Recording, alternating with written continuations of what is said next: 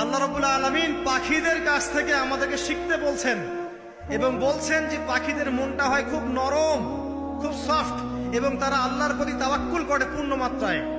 তারা সকালবেলা ভোরবেলা বের হয়ে যায় এবং সন্ধ্যাবেলা বাসায় ফেরে।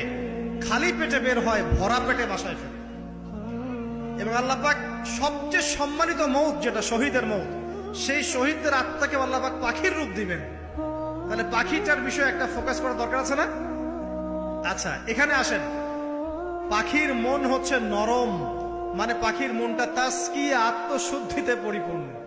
কদ আফলাহা মান যাক্কাহা, সে ব্যক্তি সফল হলো যার হৃদয়টা পবিত্র, নিষ্পাপ, নিষ্কলুষিত হলো। সে ব্যক্তি সফল হবে ইনশাআল্লাহ। একটা কাজ এখানে খেয়াল করেন, পাখিরা সকালবেলা ভোরবেলা বের হয় আর সন্ধ্যাবেলা বাসায় ফেরে। এখনকার মুসলিমদেরকে দেখবেন দুপুরবেলা ওঠে, রাত 3টায় ঘুমায়। কথা কি বুঝেন নাই?